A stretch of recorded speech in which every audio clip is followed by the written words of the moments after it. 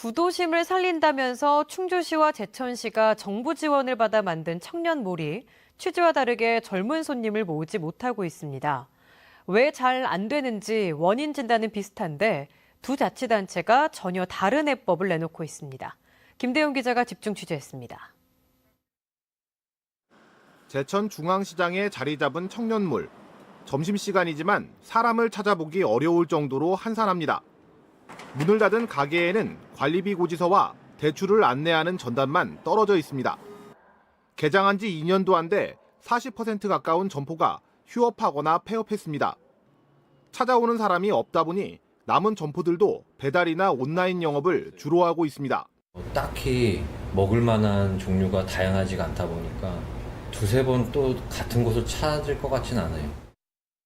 이곳에 청년몰이 들어오기로 결정된 건 지난 2016년 6월 15억 원 가까운 예산이 투입됐지만 사업 기간인 1년 반이 지나자 지원도 뚝 끊어졌습니다.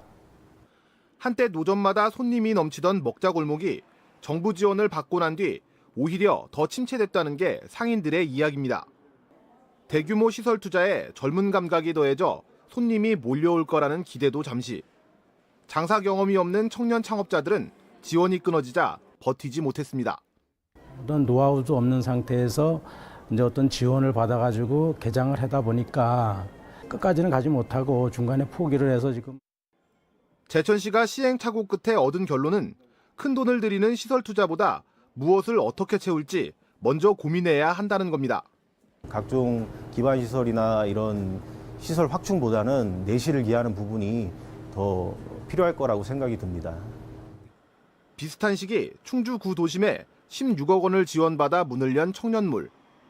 입주업체 상당수가 예약제로 소규모 손님을 받거나 온라인으로 영업하면서 오가는 사람이 많지 않습니다. 충주시가 직접 건물을 사들인 뒤 주변 지역 4분의 1 수준의 낮은 임대료를 받아 폐업한 곳은 별로 없지만 유동인구를 늘린다는 취지와는 맞지 않습니다. 입주업체들도 어떻게 상권을 살릴지 고민이 많습니다. 유동인구가 적어 보인다고 많이 들으니까 그거의 문제점을 삼아서 올해 같은 경우에는 거의 매 달마다 거의 한두 번 정도 행사를 저희가 기획하고 만들어요. 저희 자비로. 충주시는 제천시와 달리 시설 투자를 더 늘리는 방법을 택했습니다. 올해부터 20억 원을 들여 낡은 주변 건물을 사들여 헐어낸 뒤 광장을 만든다는 계획. 바로 옆 건물도 4억 원을 들여 고쳤는데 또 다른 청년몰을 운영할 예정입니다. 주변 상인들은 잘 될 거라는 기대가 큽니다. 전국적으로 다니면서 벤치마킹도 하고 있거든요. 젊은 층이 와서 활동할 수 있는 분위기를 좀 만들었으면 하는 그런. 돈을 더 들인다고 성공할 수 있을지 회의적인 시각도 있습니다. 제대로 된 콘텐츠 없이 시설 투자만 늘려 밑빠진 독에 물을 붓고 있다는 겁니다. 광장이라고 하는 공간을 만들겠다라고 하는 거는 일단 사람을 유입시킬 수 있는 콘텐츠가 굉장히 지금 안 좋아요. 없어요.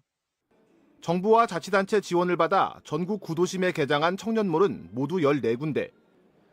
사업 시작 3년 만에 존폐기로에 놓이면서 각기 다른 생존 방법을 고민하고 있습니다.